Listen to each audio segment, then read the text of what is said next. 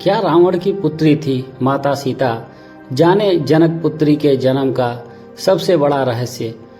इस वीडियो में बताया जाएगा कि क्या रावण की पुत्री थी माता सीता। जाने इस वीडियो में जनक पुत्री के जन्म का सबसे बड़ा रहस्य। तो चलिए शुरू करते हैं। हिंदू धर्म में रामायण को सबसे पवित्र ग्रंथ माना गया है। प्रभु श्री राम और माता सीता की सभी भक्तजन बड़े ही श्रद्धा भाव से साथ पूजा करते हैं।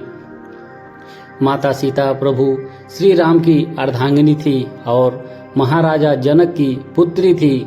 उन्हें लक्ष्मी जी का अवतार माना जाता है। कहते हैं कि जब विष्णु जी के अवतार के रूप में भगवान श्री राम ने धरती पर अवतार लिया, तब माता सीता ने लक्ष्मी के अवतार के रूप में जन्म लिया।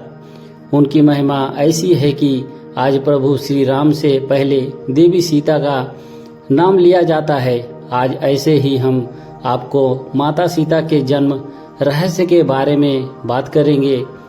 माता सीता के जन्म की पौराणिक मान्यता।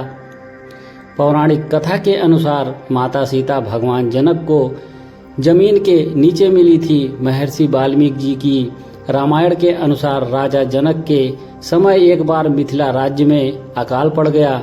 ऋषियों ने राजा जनक से यज्ञ का आयोजन करने के लिए कहा। उन्होंने वर्षा ही और उनका कष्ट दूर हो।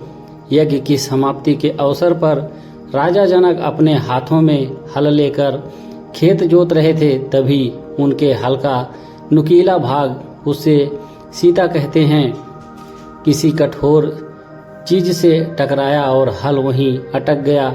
जब उस स्थान की खुदाई हुई तो एक कलश मिला। उसमें एक सुंदर कन्या थी।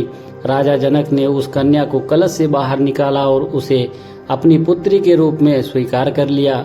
चूंकि जनक की पत्नी उस समय निसंतान थी, इसीलिए बेटी को पाकर वो अत्यंत प्रसन्न हुई। चूंकि हल के उस हिस्से से टकराकर माता सीता मिली थी, इसे सीत कहा गया जाता है, इसीलिए ही उनका नाम सीता रखा गया। वहीं जनक पुत्री के रूप में उन्हें जानकी कहा गया। क्या रावण की पुत्री थी माता सीता?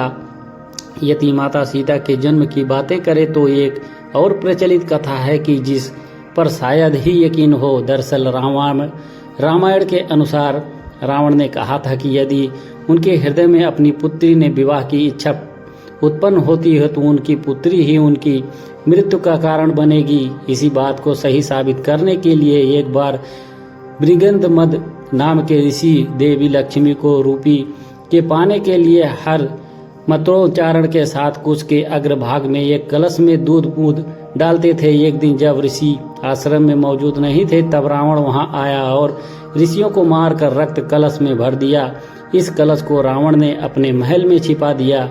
उस समय रावण की पत्नी मंदोदरी उस कलश को लेकर बहुत उत्सुक थी। एक दिन जब रावण महल में नहीं था, तब मंदोदरी ने उस कलश को खोलकर देखा। मंदोदरी उस कलश को उठाकर उसमें रखा रक्त पी गई, जिससे वह गर्भवती हो गई। मंदोदरी का यह भेद किसी को पता न चले, इसीलिए वह लंका से बहुत दूर अपनी पुत्री को कलश में छुपाकर मिथिला भूमि छोड़ आई। इस प्रकार सीता जी का जन्म हुआ और वह रावण की पुत्री होने के कारण उसकी मृत्यु का कारण बनी। वीडियो पर बने रहने के लिए आप सभी का धन्यवाद।